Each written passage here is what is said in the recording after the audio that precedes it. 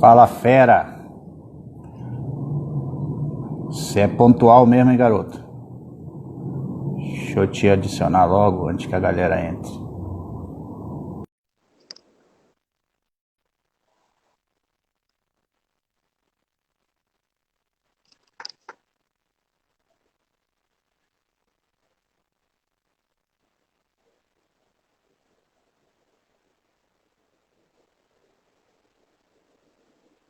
E aí, beleza? E Tranquilo, meu você, amigo? tranquilo, olha lá, ó, sumiu você lá de cima, armei todo o cenáriozinho para pegar você, mas vou ter que ajeitar aqui, ó. Foi bom você entrar antes. Tem que ficar mais longe, ó. Controlar assim, vai aparecer só meu olhinho, ó. É porque ontem eu fiz, o menino que abriu a live, aí eu fiquei embaixo, aí deu para aparecer. Mas a galera Não, vai ver você. De vez em quando eu vou dar uma baixadinha para eles verem você passando lá em cima, ó. Você matar a não, saudade. tranquilo. Beleza?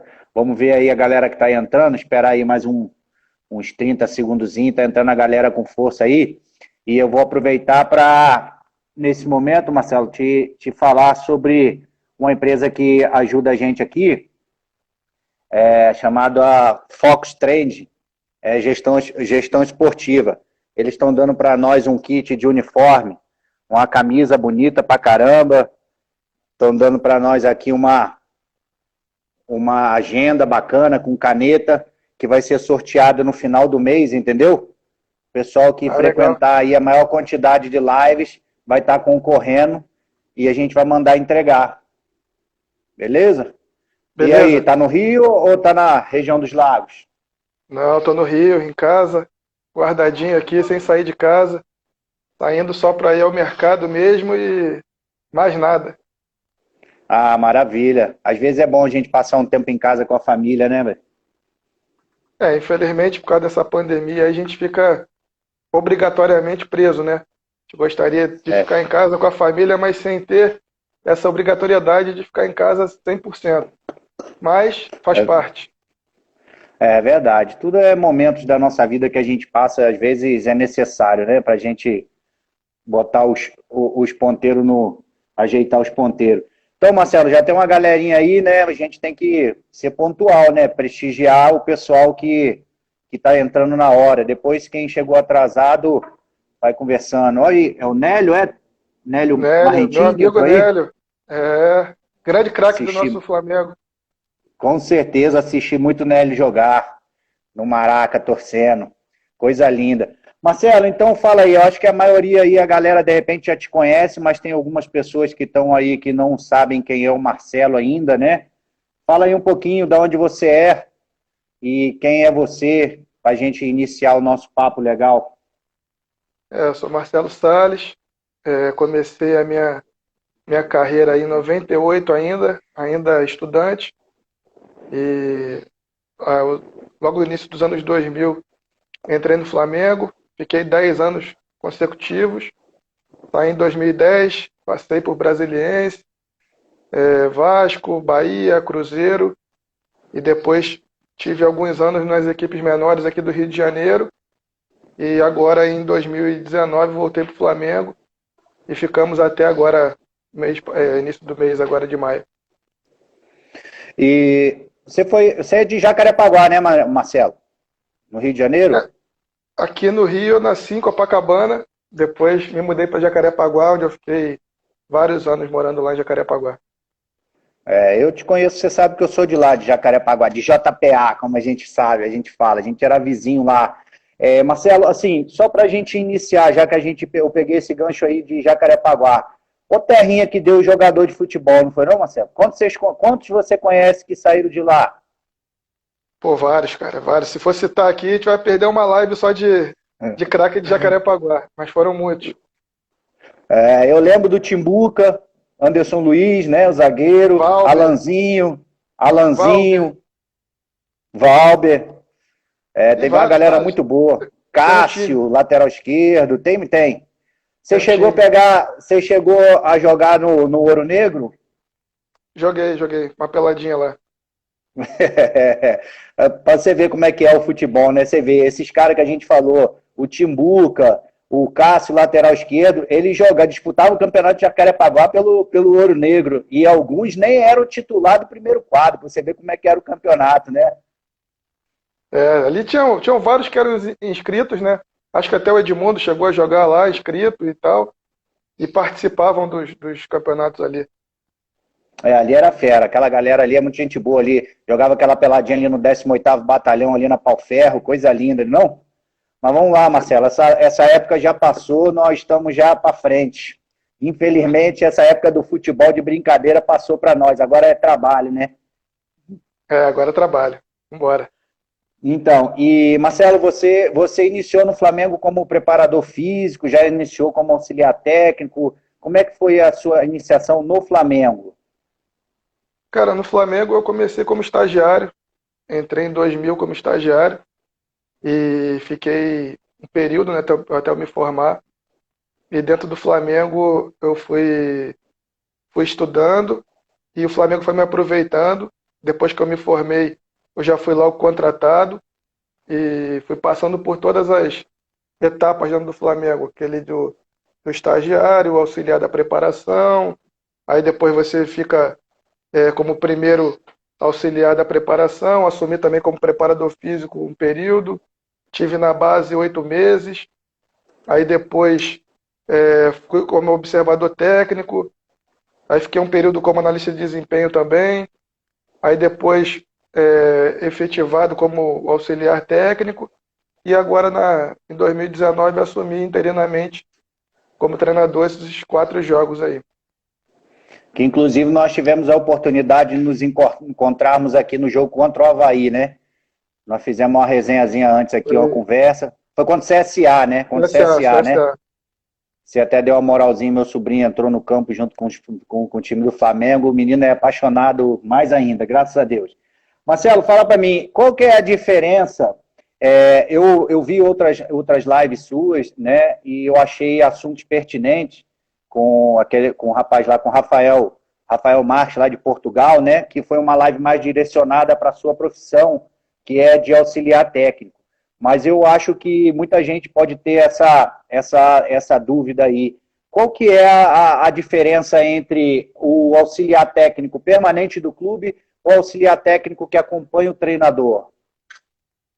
Cara, o auxiliar técnico do clube, ele tem algumas atribuições, obviamente, um pouco mais voltada até para a instituição, onde você tem dentro do clube até o caderno metodológico, você sabe os procedimentos do clube, e quando você vem com o treinador, você precisa conhecer o clube, às vezes. Às vezes você tem que chegar, fazer um mapeamento, assim, contar com a colaboração dos profissionais que estão lá, que estejam dispostos a te ajudar, a querer ensinar como é que é o processo do clube, porque cada clube tem a sua particularidade. Então eu tive sorte, dentro dos clubes que eu fui, quando eu fui como auxiliar acompanhando o treinador, e dentro do clube, quando eu recebia um treinador que vinha com o seu auxiliar ou não, a gente procurava dar todo um suporte ao treinador, procurava ajudar da melhor maneira possível, para que o treinador tivesse um rápido entendimento do que era o clube, para que as coisas acontecessem da melhor maneira, o mais rápido possível.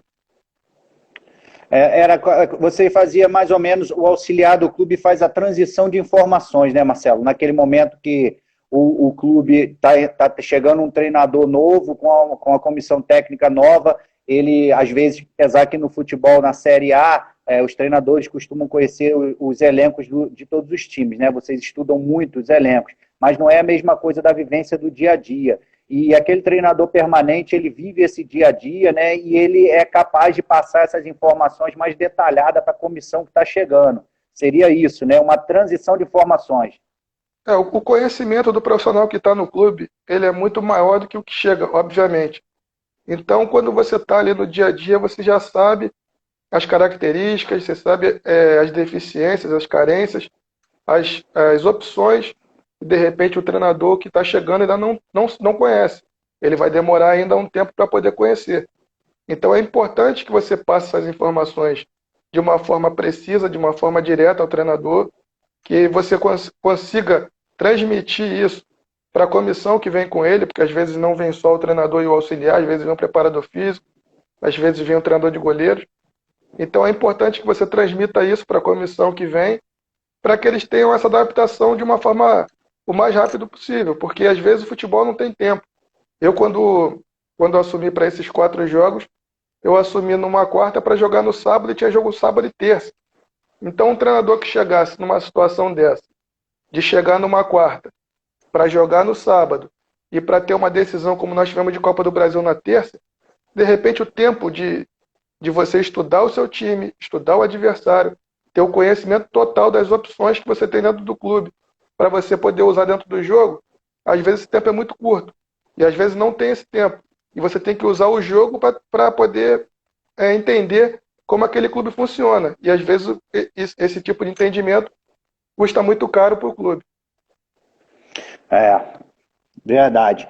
E as funções de um auxiliar técnico, Marcelo, eu já tive a oportunidade de trabalhar como auxiliar técnico do profissional, junto com o seu amigo, meu primo Eduardo Alax, né? Que hoje é o treinador do Bangu. E, assim, existe perfis para auxiliar também, né? A pessoa às vezes fala, pô, o time tem 2, 3 auxiliares, mas cada um tem um perfil e cada um tem uma função. Entendo eu dessa forma. Tem um que é mais direcionado para o apoio ao treinador no campo, tem um que é mais observador de análise, que hoje já tem o departamento de análise de desempenho, essas coisas, né? Mas realmente existe o perfil, diferentes perfis de auxiliar técnico? Léo, assim, eu coloco como se todos da comissão técnica eles fossem auxiliares do treinador. Eu não vejo o auxiliar técnico somente ele é o auxiliar do treinador, somente o auxiliar que vem com o treinador, ele é auxiliar do treinador. Eu vejo o auxiliar da preparação física, ele sendo um auxiliar do treinador. Então, essa integração e essa interação entre todos esses membros da comissão técnica é que fazem com que você consiga ter perfis diferentes. Mas a função do auxiliar técnico, ela tem que ser uma função de uma maneira mais generalista. Você não pode ser muito específico, porque o auxiliar da casa, ele tem que interagir com todos os membros da comissão técnica, ter o entendimento de todas as funções do que acontece, e quanto mais você puder abrir o seu leque para essas opções e não restringir, você vai atender muito mais o treinador.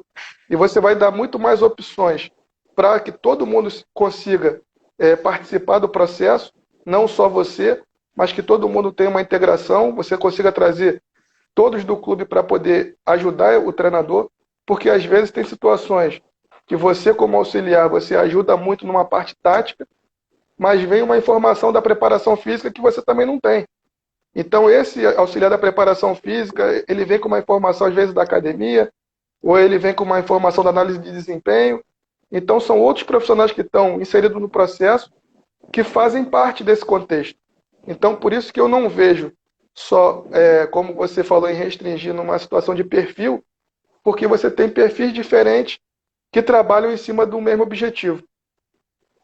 Entendi. Não, é exatamente isso que eu quis colocar, que na comissão técnica existe auxiliares, cada um com um perfil, mas todos têm a sua importância e tem que ser utilizado o conhecimento de todos para ter um objetivo final, que no caso é a vitória, né? É o bom jogo, que pode ser consequência uma vitória, né? Porque nem sempre o time que joga bem ganha, né? Mas a chance é bem maior do time que joga bem ganhar. Está muito mais próximo da vitória. Muito mais próximo. Aí, Marcelo, tem um amigo aqui que chama-se, o Daniel Jaculi. Você deve ter conhecido ele na época que você passou no Brasiliense, que é o Dani Pança. Ele é um jornalista aqui esportivo local e a gente vai fazer uma live com ele semana que vem, na terça-feira. E ele está fazendo aqui, está dando uma moral para a gente aqui, ele está fazendo uma pergunta. Boa noite, amigos. Pergunto, como vocês acham que será o procedimento de testes de coronavírus nos times de menor investimento, disso ainda nos estaduais? Como o Flamengo fez aí, eu acho que em 260 ou 300 funcionários, juntando tudo, a pergunta é muito pertinente do Pança. Será que vai haver condição desses times menores fazerem essa quantidade bancar essa quantidade de exames durante os estaduais, que são os times pequenos? O que você acha? eu acho que não vai ter condições nenhuma de fazer nem 20% do que os clubes grandes vão estar fazendo. A condição financeira é infinitamente menor. Eu vejo, eu estava vendo uma live de um amigo que é de um time de menor investimento aqui do Rio, e ele estava buscando opções, buscando ajuda com pessoas do meio da saúde que pudessem dar informações, que pudessem ajudar com qualquer tipo de teste, qualquer tipo de aparelhagem. Eles estão tentando, são equipes que a gente sabe que as limitações financeiras, já quando o futebol estava num crescente, já vinham passando por dificuldade. Então você imagina agora o quanto essas equipes vão ter dificuldade. Eu passei alguns anos da minha vida trabalhando nessas equipes de menor investimento. A gente sabe que o que os dirigentes fazem é o melhor possível dentro da realidade de cada clube, mas a gente sabe que ainda tem um déficit muito grande para as equipes grandes. Então agora com essa pandemia, com essas dificuldades de testes, porque são testes caros, se você for ver uma equipe pequena, se eu não me engano, custa em torno de R$ 250 cada teste. Então, você botar isso em 10 já está em R$ 2.500. Aí você vai aumentando, você não pode só testar os jogadores, tem que testar a família dos jogadores. Você tem que criar protocolos. Os protocolos são caros. Você tem que ter equipamentos, você tem que ter manutenção, você tem que ter espaço físico. Então, tudo isso aí vai cada vez mais aumentando o custo. Então, a gente sabe que é difícil, a gente sabe que não vai ser fácil, principalmente para as equipes menores poderem voltar. Beleza, Marcelo. Eu também, justamente, eu ia tocar nesse assunto um pouquinho mais para frente para falar das suas passagens nos times pequenos. Mas vamos encerrar primeiro aqui a primeira parte, que eu ouvi você falar também, e eu queria te perguntar novamente. O jogador é malandro? Ele testa o auxiliar técnico para saber se ele é X9, se ele é traíra? Como é que funciona? Cara, eu acho que não é só a questão do jogador, né? Acho que as pessoas, elas, quando chegam, elas querem conhecer com quem você está trabalhando. Quando você chega numa empresa, deve ser assim. Eu não trabalhei em empresa, mas eu acho que deve ser assim. E o jogador, ele te testa. O jogador, ele vai vendo até que ponto ele pode confiar em você, até que ponto você é um profissional que está ali no dia a dia.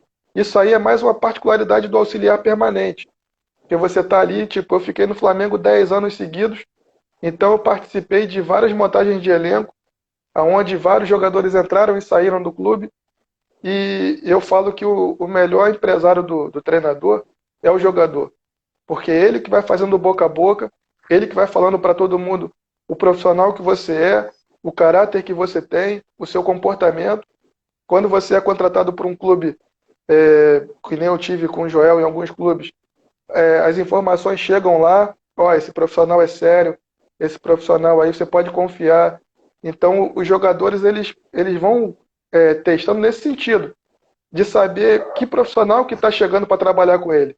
Porque é fundamental a confiança no futebol, esse relacionamento interpessoal, ele é fundamental no dia a dia do jogador, e a confiança do jogador ela vai crescendo. A partir do momento que ele sabe que aquilo que você fala tem credibilidade, aquilo ali para ele é de fundamental importância.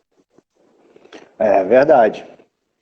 Marcelo, você foi bicampeão brasileiro pelo Flamengo, né? Você foi campeão brasileiro em 2009 como auxiliar técnico do Andrade, auxiliar direto dele, né? E em 2019 você estava na comissão técnica que foi campeão agora no ano passado. Confirma, é isso? Tivemos 2009 e 2019. Tô falando só do brasileiro sem contar, que a gente for contar contra os cariocas, se tudo você ganhou hoje, a gente não vai acabar de contar aqui, né? Porque você é fera. Mas eu lembro que você me contou uma história muito interessante de 2009, quando você esteve aqui no Brasiliense, a gente teve a oportunidade, né, de trabalhar junto e tal, você me passou.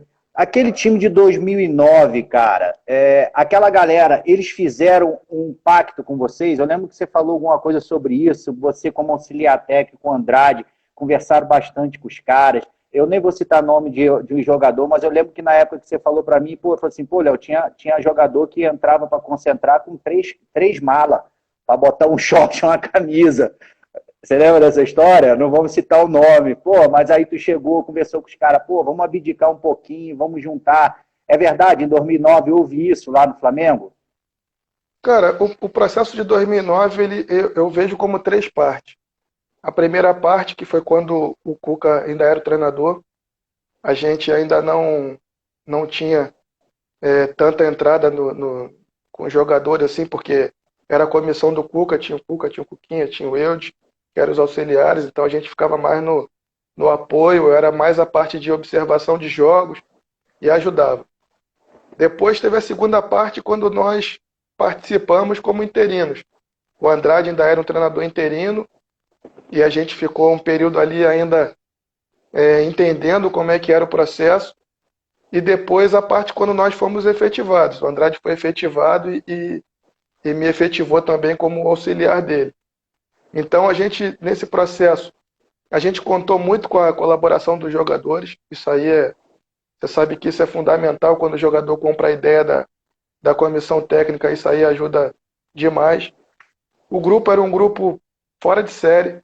Se você fosse participar do dia a dia, você ia saber a alegria que era poder chegar naquele grupo de jogadores. E chegou um momento que a gente estava brigando na parte de baixo da tabela do campeonato. A gente não estava na parte de cima. Se eu não me engano, nós tínhamos 27 pontos e era muito difícil você pensar em título.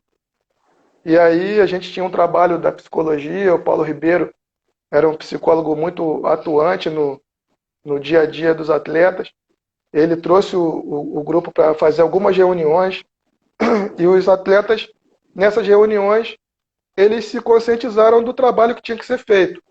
Eles entenderam o processo, se uniram cada vez mais. A gente teve um período de alguns jogadores com lesões importantes, como foi o Toró, que ele teve uma fratura na base do quinto metatarso.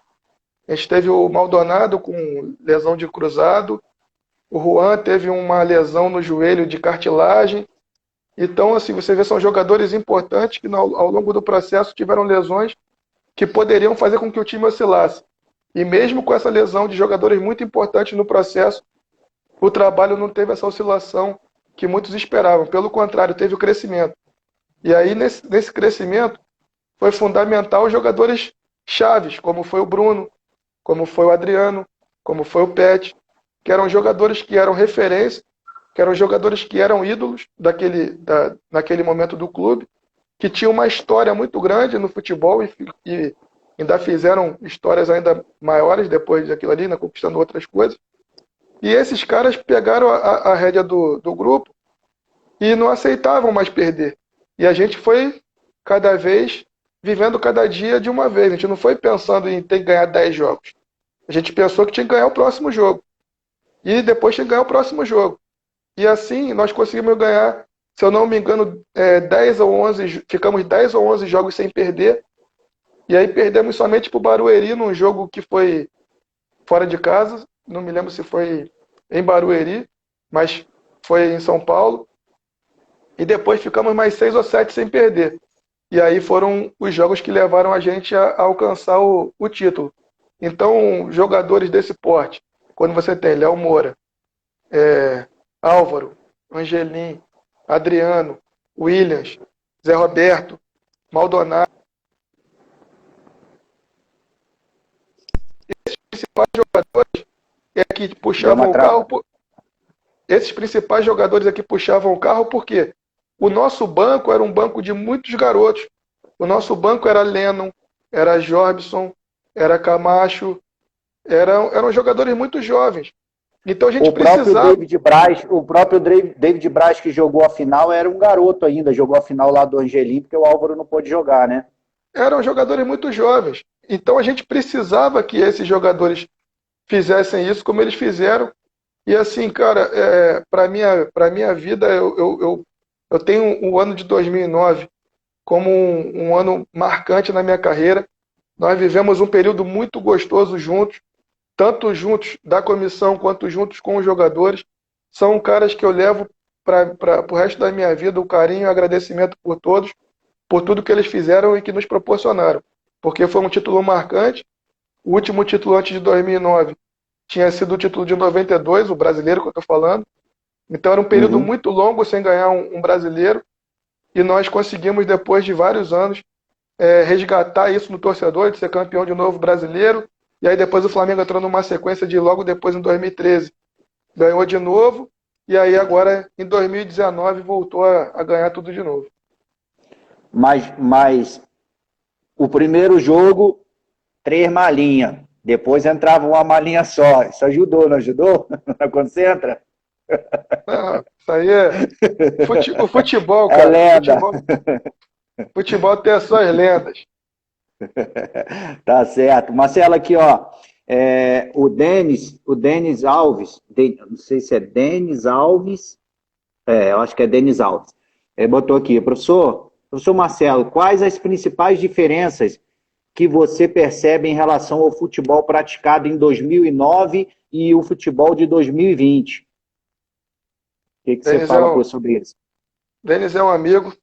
Assim, o futebol, eu costumo falar que o futebol é o mesmo num novo contexto. Então, o futebol que era jogado é praticamente o mesmo num novo cenário, num novo contexto. Eu acho que você hoje tem outras situações de metodologia de treinamento que em 2009 não tinham. Você tem outras ferramentas de análise que ajudam muito na parte de você poder contextualizar o treino, contextualizar o jogo. A transmissão de informações ela é muito maior. Então, eu acho que nesse quesito evoluiu muito. O futebol evoluiu muito. Agora, é o que eu falo, é o mesmo futebol num novo cenário, num novo contexto. Então, essa evolução ela não para mais. Quem tentar ficar pensando só em 2009, em 2010, vai ficar para trás, porque o cenário hoje é um cenário muito diferente. Você tem que trazer o futebol hoje para outra realidade e entender que o jogo ele evoluiu. Em termos de jogo, o futebol evoluiu. Então a gente tem que andar cada vez mais, andar para frente e entender que essa evolução aí, ela agora não tem mais como retroceder. Tá certo. Marcelo, eu tenho aqui um livro Tá, e que eu acho que você Um abraço pro Denis, que é um amigo e vai irmão. ser. Ó, entrou aí também o Zada, o Zadinha aí, ó. Zada, meu xará Outro, Leonardo outro amigo. Zada. Lembro do Zada no Volta Redonda e nos outros times aí dando trabalho pra caramba aí contra o nosso Mengão. Entrou aí o Foi meu professor. chefe lá. Né? Isso. Vamos falar da sua passagem lá no Voltaço. Professor Arthur Moreira, ó, fez a licença da CBF comigo, obrigado pela presença. Tem mais uma galera grande aí que devem ser seus seguidores, depois a gente vai mandar. Eu ia te mostrar aqui, Marcelo. Você leu já, né? Isso é a Bíblia, né? É. Isso Então, é a Bíblia. aí eu acho que uma das coisas que está diferente de 2009 para 2020, como você falou, são as ideias, né, cara? E esse livro aqui fala muito de ideias, né? Que no futebol, joga-se futebol com ideias.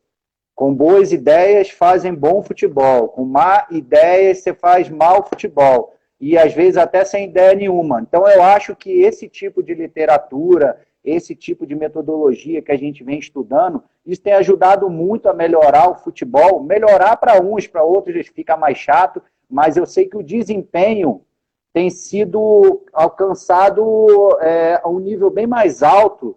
E eu acho que com esses estudos, né, cara, com esses acadêmicos que têm entrado no futebol, que antigamente o futebol era só boleiragem, aqueles treinador antigo, hoje em dia tem muitos acadêmicos no futebol. Você acha que isso está influenciando nessa diferença do futebol de 2009 para o de 2020? Não, eu acho assim, hoje em dia, todo mundo está conseguindo trazer várias ideias novas para o futebol. Hoje em dia, o futebol está sendo estudado dentro da universidade, coisa que há muito tempo não era feito. Era muita coisa era empírica. Você olhava e o que o outro fazia, eu fazia no meu time porque eu vi que o outro fez e deu certo, e você copiava e era feito assim. Você copiava muita coisa do outro. Ah, eu vi que o treinador X fez isso, então vou fazer aqui para que dê certo. Hoje ainda algumas pessoas ainda tentam fazer isso. Mas, como o livro fala, são as ideias. Só que você tem que ter as ideias e saber operacionalizar as ideias. Se você não souber colocar as ideias dentro de uma metodologia, você não vai conseguir fazer um treinamento, não vai fazer com que os jogadores evoluam naquele treinamento. Então é importante você saber contextualizar o treino, contextualizar o jogo, ter o entendimento do seu time, entender o modelo de jogo, trabalhar em cima do seu modelo de jogo para você poder operacionalizar o seu treino e fazer com que a sua equipe evolua. E não só copiar ideias, porque é muito fácil hoje, dentro da internet, você poder pegar as ideias de qualquer outro treinador, não importa se é de série A, B, C, não importa qual seja a série do mundo, você pegar e trazer para o seu contexto. Só que, às vezes, o contexto é outro. Você não vai conseguir operacionalizar o seu treino, que é feito num país X, dentro de um país Y, ou dentro da equipe A para a equipe B. Então, você tem que saber pegar a ideia, ou ter a sua ideia, que é o mais importante, você ter a sua ideia, e saber contextualizar a sua ideia e operacionalizar a sua ideia na sua equipe. Isso aí entra muito, como a gente fala, são as competências e habilidades, né, Marcelo? Não adianta você querer impor um sistema de jogo para um certo elenco que ele não tem competência nem habilidade para desenvolver aquele sistema. Você tem que desenvolver o sistema em cima do seu plantel. E eu acho que esse é o problema que tanta gente fala sobre as substituições de treinadores durante o processo de um campeonato, né? Porque um treinador vem e ele monta o elenco com aquelas ideias dele, em cima daquele sistema de jogo, aí vem um outro que quer implantar uma coisa totalmente diferente, aí vai ter que ficar mandando o jogador embora e trazendo. O treinador, que é um treinador mais inteligente, ele procura adaptar o sistema de jogo dele no elenco que ele está trabalhando. Esse seria o certo. Mas muitos não. Aí a gente fala, a barca vai passar, né? Aí é a hora que passa a barca e o time contrata todo mundo de volta, não é isso? Mas, Léo, tem um cenário nesse meio, nesse espaço que você falou de um treinador e outro, tem um gapzinho aí, que é o seguinte. Por isso que em determinados momentos, isso aí eu não estou falando, não estou legislando em causa própria, não. Eu estou falando que isso é um cenário que acontece muito no futebol. Você vê que entre uma saída de um treinador e às vezes quando é colocado um interino, o trabalho às vezes dá certo porque ele já está dentro do contexto. Sim. Ele já conhece o que vem sendo feito, já sabe as deficiências e as virtudes. Então, quando esse profissional, que é o interino, ele entra, ele tem muito sucesso, às vezes, naquele momento, porque ele tem o entendimento daquele momento do time, do momento do clube. E quando vem um outro treinador, ele às vezes não vem conhecendo aquele cenário, e às vezes ele demora um tempinho de adaptação. E às vezes no futebol você não tem esse tempo. A coisa mais valiosa no futebol hoje é o tempo e a informação. As coisas, né, mais importantes são o tempo e informação. Às vezes você tem tempo e não tem informação. Às vezes você tem informação, mas não tem tempo. Então você tem que aliar isso. E quando você tem um interino, que ele já está dentro do contexto, ele já tem a informação e ele já ganhou tempo. Então, às vezes, dá certo. Por isso que, às vezes, num contexto a curto prazo, o interino, às vezes, tem esse sucesso naquele clube, porque ele já tem, mas, às vezes, pode ser que ele não esteja pronto para aquele momento. Mas naquela situação, naquele momento da equipe, naquela situação do campeonato, ele era a melhor pessoa a estar ali naquela equipe. Obviamente que depois tem que analisar cada caso, se houve evolução do profissional, se não houve, para saber se vai haver a manutenção do profissional na função ou se é importante que ele volte ao processo, que ele fique mais um pouco como auxiliar da casa e que ele participe de novo de outro contexto, ajudando o clube, para que lá na frente ele possa de novo ajudar num novo cenário ou ser efetivado lá na frente, caso o clube veja que houve essa evolução do profissional ou não. É verdade, é isso aí mesmo que acontece. A gente vê, às vezes, um treinador assume, né, o interino, um auxiliar da casa, né, permanente, e ele entra e consegue fazer uma sequência de 2, 3 jogos bem, mas depois também cai naquela história, porque toda mudança quando tem mudança de treinador, o elenco dá uma chacoalhada, tá vindo professor novo, o cara que era reserva fala, pô, agora posso ter uma chance. e cai mais ou menos nisso aí, né? Mas, Marcelo, vou fazer uma pergunta para você aqui, ó, que o professor Arthur mandou. Primeiro eu vou te perguntar, você trabalhou, foram com 27 treinadores no Flamengo, não foi isso? Não, no Flamengo não, na carreira. Na carreira toda. 27 treinadores. Aí, ó, a pergunta do professor Arthur aqui é pertinente, por isso que eu estou te fazendo essa, ó. Marcelo, qual a diferença dos treinadores de fora para os treinadores que estão aqui? Você pode falar mais pelos treinadores que estão aqui, que você trabalhou com 27. O que você tem para falar? Tem vários perfis de treinador. Você trabalhou com o Paizão, Joel, você trabalhou com outros treinadores. Fala para nós um pouquinho do perfil dos treinadores. Se você quiser falar o nome dos seus 27 também, você pode falar, fica à vontade. Você me pegou desprevenido, eu não tô com a minha cola. Eu tenho que trazer a cola aqui, pô. Lembrar dos 27 é complicado. Mas, e assim, você falar de um e não falar do outro também é complicado. É chato, então, né? É chato. Agora, assim, o perfil do treinador brasileiro hoje, eu tenho visto, a gente vem numa evolução muito grande. Eu tive agora na licença A, conversando com vários treinadores lá, aqueles almoços e os jantares, as resenhas, os coffee breaks, eram fundamentais para você poder conhecer um pouco mais alguns treinadores que você também você conhece só do futebol, e você vê o crescimento da parte intelectual, do estudo de cada um, vem sendo uma coisa absurda. Então, eu trabalhei com alguns, então estou te falando desde 2000 até 2019, você vem na evolução. Então, quando eu falo de alguns treinadores, por exemplo, o Carlinhos, que já é falecido, é um treinador que eu tive um contato muito grande, porque ele trabalhou no Flamengo, se eu não me engano, 2 ou 3 vezes comigo, nessa forma também, às vezes, de tampar um buraco, o outro. Ele era um cara que já em 2000, quando ele assumiu o time, e a gente conversava muito nas concentrações, porque o Flamengo concentrava em Copacabana, e o Carlinhos ficava muito ali embaixo, e hoje com rede social, com foto, é muito fácil, o treinador ele fica às vezes na concentração ali embaixo, todo mundo fica abordando o treinador, fica ali, e em 2000 não era tão comum isso. Não tinha aquele negócio de tanta foto, tanta coisa. Então eu ficava com o Carlinhos ali batendo papo, e o Carlinhos ele falou para mim uma coisa em 2000 que eu guardei até hoje. Eu perguntei a ele, eu falei, professor, eu queria muito ser treinador, eu estou começando agora a minha vida. O que você pode passar de dica, de informação? Ele falou, meu filho, eu vou te dar uma coisa para tu guardar para tua vida. Um time de futebol, ele tem que ter organização para defender, muita organização para defender e desorganização para atacar. Guarda isso na tua vida. Organização para defender e desorganização para atacar. Isso ele me falou em 2000. Você traduzindo isso em outras palavras, é o que vem acontecendo hoje. Você tem uma organização muito forte e você tem as movimentações para sair das marcações que o adversário te impõe.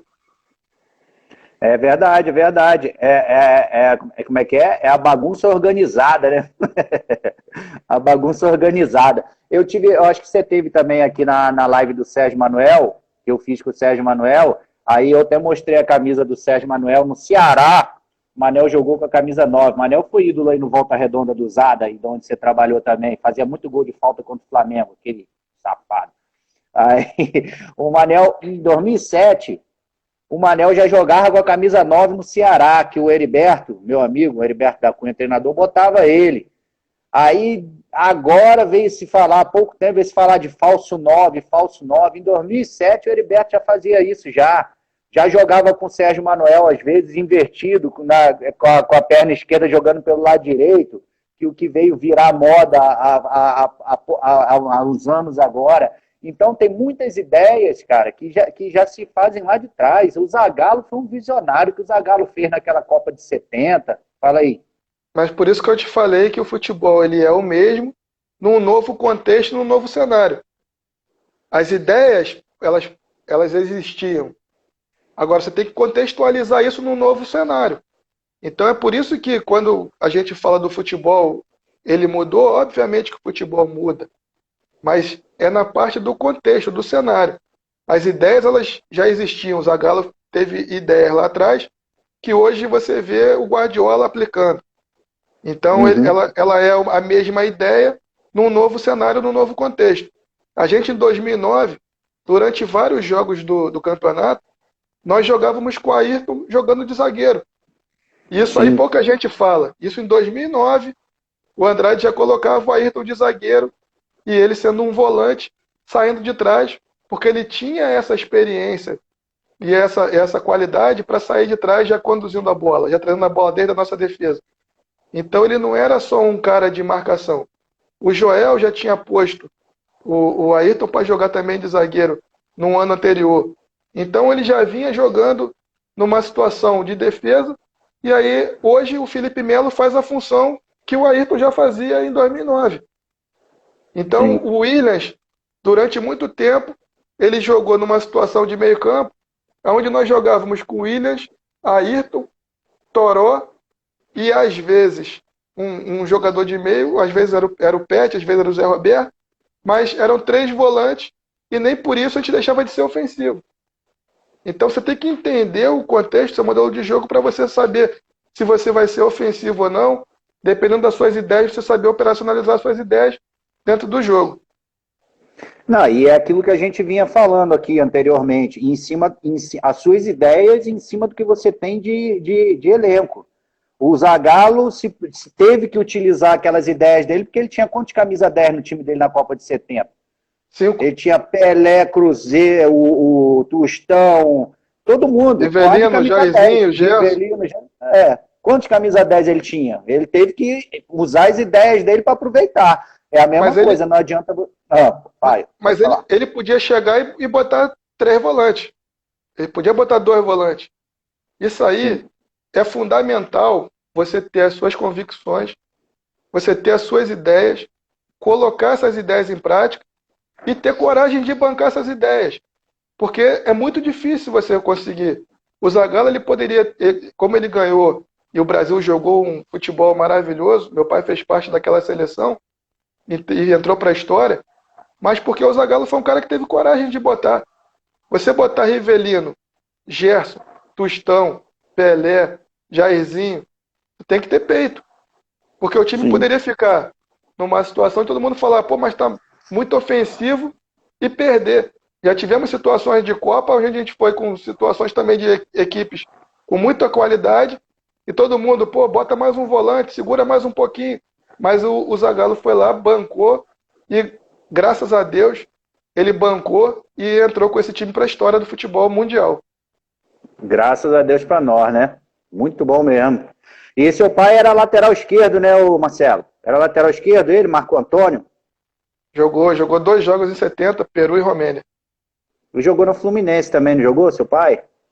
Meu pai só não jogou aqui no Rio no Flamengo. Ele jogou Botafogo, Fluminense e Vasco. Jogou, a base dele foi Fluminense, 8 anos de Fluminense. Aí depois 4 anos no Vasco e mais acho que um no Botafogo. Só no Flamengo que ele não jogou. Maravilha. Então, Marcelo, o Romeu 699, ele mandou uma pergunta aqui, ó. Marcelo, você vê no futebol brasileiro preocupação e até mesmo a existência de um projeto de investimento e formação dos treinadores da base, executado pelo treinador do profissional?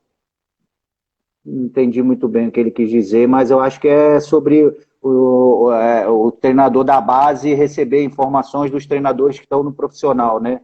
E através de investimento de curso, alguma coisa assim, deve ser isso, né? Pelo que eu entendi, seria tipo o treinador da equipe de cima municiar de informações o treinador da equipe de baixo.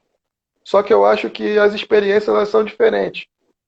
Eu acho que os contextos são diferentes e você tem várias formas de aprendizado.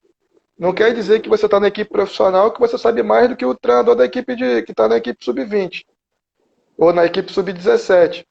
Pelo contrário, tem treinadores da equipe sub-17 altamente capacitados e com totais condições de assumir qualquer time profissional. É questão, às vezes, só de oportunidade.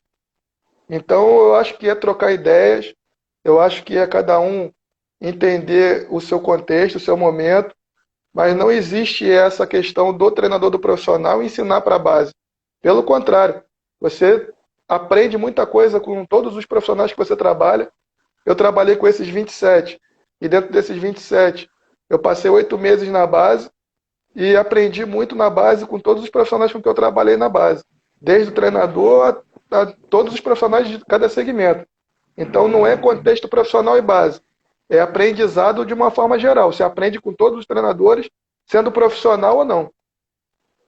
É verdade. E aproveitar e pegar esse gancho aí de base que a gente falou, Marcelo, você presenciou vários atletas subindo da base no Flamengo para o profissional. Igual você falou, em 2009 você tinha vários garotos no elenco. Você acha que ali dentro do Flamengo, esses meninos que sobem, eles têm adaptação mais rápida do que jogadores que são contratados? Como é que é? Por conhecer o clube, por vivenciar aquela torcida ali em cima?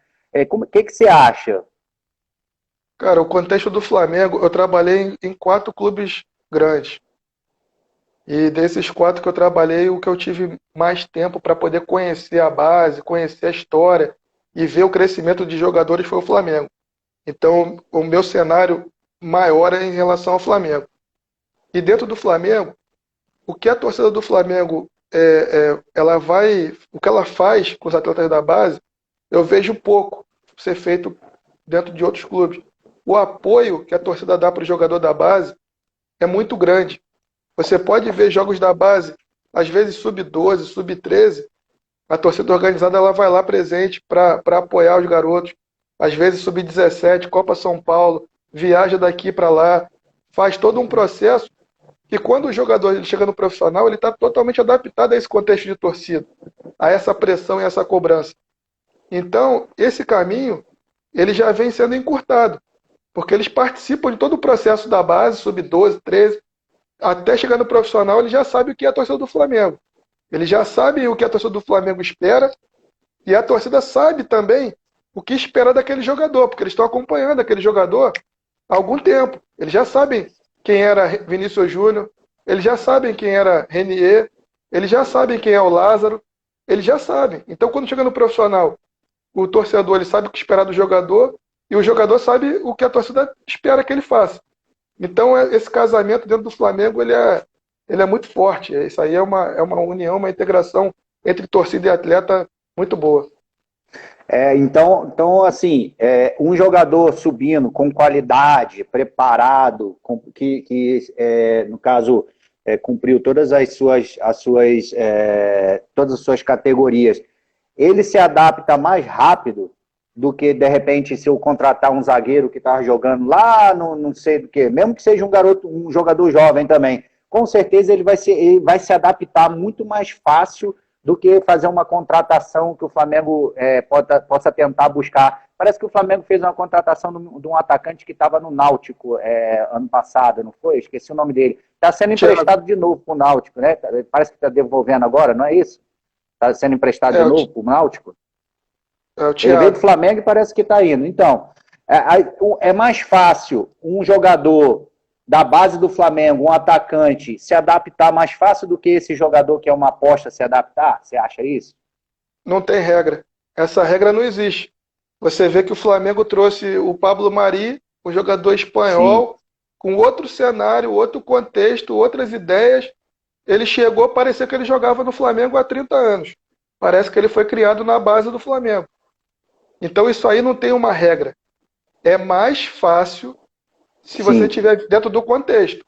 Agora, não quer dizer que você está dentro do contexto que é 100% de certeza e nem porque você está vindo de fora que é 100% de dar errado. Essa regra não existe. Então são cenários e contextos que para cada um valem de uma forma.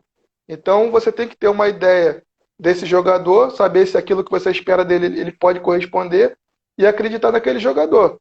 Agora, são situações que você não tem certeza nem para um lado nem para o outro. É verdade, o Michael mesmo se adaptou facilmente no Flamengo, entrou muito bem o Michael, né? Era uma aposta, veio do Goiás, mas é verdade o que você falou. Vamos aqui mais uma pergunta aqui, Marcelo, aqui ó, depende, aqui o Pedro está falando, o Pedro Freitas, depende, o futebol é imprevisível, multifatorial, adaptação vai de muitos aspectos e cenários diferentes, foi o que você falou agora, exatamente. E o Fabrício Costa está botando aqui, Marcelo, como criar uma ideia de jogo e filosofia para uma equipe, abrangendo todas as categorias? Qual a dificuldade de implantar? E você acha uma ideia viável? Parece que o Muricy tentou fazer isso, não tentou não? Pelo menos eu ouvi o Muricy num programa de TV uma vez, falando que ele, quando assumisse um time, ele gostaria de fazer isso, que ele teve no Barcelona e viu como funcionava no Barcelona e que ele queria fazer. Aí logo depois ele assumiu o Flamengo. Você estava presente por lá, Marcelo? Sabe dizer se houve essa ideia do Muricy ou não? Não, quando o Muricy esteve no Flamengo, eu não estava dentro do Flamengo, eu não sei como é que foi a ideia dele, se ele tentou, eu não participei. Mas eu acho assim, são cenários que você tem que criar as ideias dentro da equipe. É muito mais fácil você tentar implementar isso somente nas categorias de base. Agora, se você quiser criar um cenário desde o profissional até a base, isso aí tem que vir sendo construído ao longo dos anos. Eu acho que não dá para você chegar e colocar essa filosofia no profissional hoje e querer que amanhã todo mundo da base faça igual. Eu acho que tem que criar cenários, você começar de baixo para cima, com o tempo. O Barcelona ele não foi montado de agora. Esse Barcelona que foi campeão agora, ele começou a ser montado em 70 e pouco com o Cruyff, 80 e Uhum. pouco, Rinus Michel e tal, e esse Barcelona foi montado há 30 anos, 40 anos, até chegar no que ele é hoje. Só que hoje as pessoas pensam que você vai chegar num clube, vou colocar a minha metodologia aqui da base, vai ser isso, e a partir de amanhã vai dar certo. E é muito difícil. Você pegar uma categoria e colocar uma filosofia é muito difícil. Imagina você colocar isso na base inteira e ainda fazer com que esse mesmo contexto siga para o profissional ou vice-versa. Do profissional, você colocar a sua ideia, a sua filosofia e fazer com que isso tudo seja implementado na base.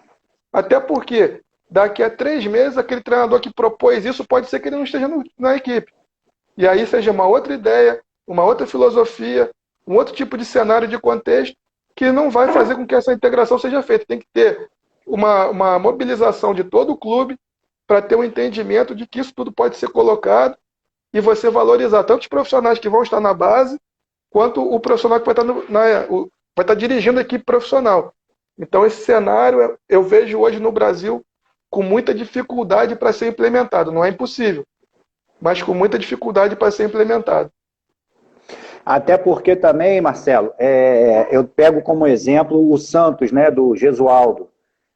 O Santos ele tem aquela história do DNA ofensivo, que os moleques são aquele estilo de jogo ousado, de Neymar, de Rodrigo, de Pelé, né? Aquele futebol alegre que a gente vê, que a gente viu aí, inclusive com São Paulo.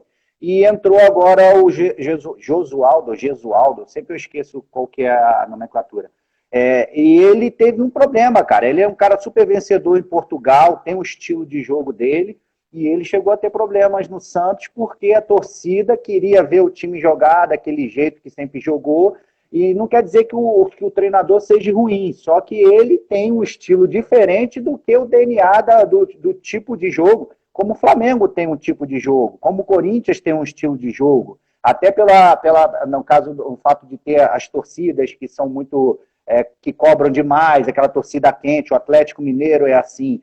Então, isso pega muito disso também. Não adianta o cara vir e querer implementar, vamos botar um sistema que vai da base até o profissional de jogar assim. Aquilo não casa com o clube, com a história do clube.